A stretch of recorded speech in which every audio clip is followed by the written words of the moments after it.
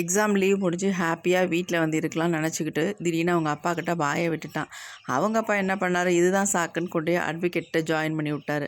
இப்போ என்னன்னா டெய்லியும் காலையில் எந்திரிக்க 9 மணிக்கெல்லாம் கோர்ட்டுக்கு போக, அப்புறம் மதியானம் வீட்டுக்கு வர, லஞ்ச் முடிச்சுட்டு தூங்க, அப்புறம் ஈவினிங் 5 o'clock திரும்பவும் ஆஃபீஸ் போக, இந்த மாதிரி ரொட்டீனாக போயிட்டுருக்கு. அப்புக்கு பயங்கர டைட்டு, டைமே இல்லைங்க.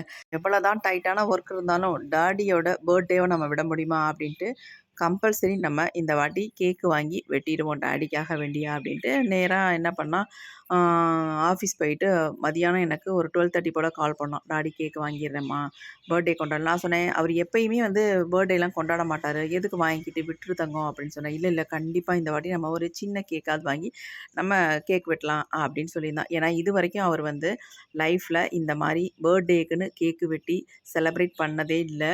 இந்த வாட்டி தான் ஃபர்ஸ்ட் டைம். இது வரைக்கும் அப்படி கிடையவே கிடையாது. அதை அவர் விரும்பவும் மாட்டார். எப்போவுமே சிம்பிளாக இருக்கணும், சிம்பிளாக எல்லாமே செய்யணும் அப்படின்னு தான் எப்பயுமே நினப்பாரு. ஆனால் இதை பார்த்தோன்னே பயங்கர ஷாக் ஆயிடுச்சு. ரொம்ப சந்தோஷப்பட்டார். ஏன் தங்கம் இதெல்லாம், நான் இதெல்லாம் விரும்புகிறதே இல்லையே அப்படின்னு சொன்னார். இல்லை டாடி, எங்களுக்காக குடும்பத்துக்காக எவ்வளவோ நீங்கள் உழைக்கிறீங்க, உங்களுக்காக இந்த ஒரு சின்ன சந்தோஷத்தை நாங்கள் கொடுக்கலனா எப்படி டாடி அப்படின்னு அப்பு சொன்னான். உடனே அவருக்கு பயங்கர ஹாப்பி.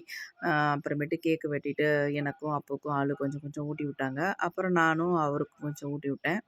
எனக்கு இதை கேட்கவும் ரொம்ப பெருமையாக இருந்துச்சுங்க. பெத்த குழந்தைங்க சின்ன சின்ன சந்தோஷத்தை தாய் தகப்பனுக்கு கண்டிப்பாக கொடுக்கணும். அவங்க எப்போ எதிர்பார்ப்பாங்க அப்படின்னா, வயசு ஆக ஆக அவங்களுக்கு அந்த எதிர்பார்ப்புகள்